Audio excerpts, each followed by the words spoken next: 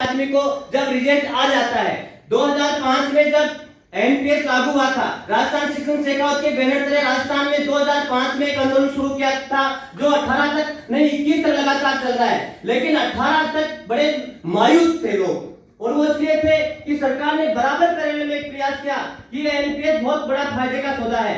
आपको तो ये लोग पुराने लोग हैं वो गुमराह कर रहे हैं, इसमें इनको तो लाखों मिलेंगे रिटायरमेंट पे, आपको तो करोड़ों मिलेंगे। जब हमारे साथियों को एनपीएस के बारे में बताते थे तो वो लोग कहते कि नहीं हमारे नाम से राजनीति मत करिए आप। लेकिन जब हमारी पहली पीढ़ी 18 में रिटायर हुई तो साथियों उनका ज्ञान हुआ, जब उनकी पेंशन 1200 रुपए हुई, 1800 रुपए हुई, 4200 रुपए हुई, 7700 रुपए हुई, 60,000 रुपए हुई, तब उनको ज्ञान हुआ कि एनपीएस तो निश्चित रूप से घाटे का सौदा है। 5 में उनको ज्ञान नहीं था कि एनपीएस घाटे का सौदा या फायदे का सौदा, क्योंकि सरकार ने प्रचारित कर दिया था कि ये बहुत बड़ा फायदे का सौदा है। इसलिए रिजल्ट आने के बाद में हमारा व्यक्ति दिखता है। तीसरा, जब तक हम जागरूकता नहीं पैदा करेंगे तब तक साथियों हमारे साथ में लोग नहीं जुड़ेंगे। इसलिए मैं निवेदन करना चाहूंगा लांबा जी से और जनरल सेक्रेटरी साहिबान से कि निश्चित रूप से ग्रास रूट तक इस आंदोलन को ले जाया जाए और उसके लिए जरूरी है कि हमारे ब्लॉक लेवल तक इसकी वर्कशॉप आयोजित की जाए और वर्कशॉप आयोजित करके एक साल हमारा पूरा टाइम वर्कशॉप में रहे और उसके बाद में जिस तरह से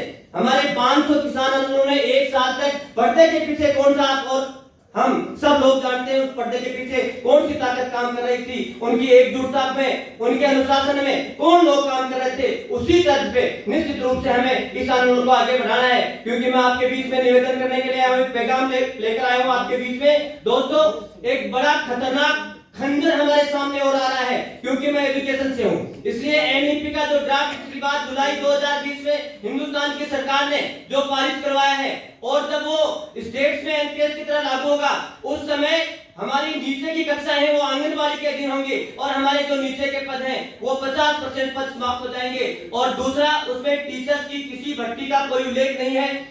2023 या 24 में जब हिंदुस्तान के तमाम स्टेट में वो एनईपी का ड्राफ्ट जब लागू हो जाएगा तो साथियों अस्थायी भर्तियां होंगी और 5 साल बाद में फिर स्क्रीनिंग होगी और स्क्रीनिंग के माध्यम से वो भर्तियां होंगी और उस भर्तियों में पूरी तरह से अस्थायी भर्ती होंगी, उसमें किसी प्रकार का अस्थायी भर्ती में एनपीएस नहीं होगा। तो मैं निवेदन करना चाहूंगा कि हमारे पास में मात्र 2 साल का समय है, इस 2 साल के समय में हम मूवमेंट बढ़ाएं, क्योंकि हो सकता है 2 साल बाद में हमारा एनपीएस भी छिन जाए और उस समय हमें नारा बदलना पड़ सकता है कि एनपीएस बचाओ। उस समय हम कहेंगे कि कम से कम एनपीएस तो दे दो, क्योंकि अस्थायी भर्ती में एनपीएस भी नहीं होगा।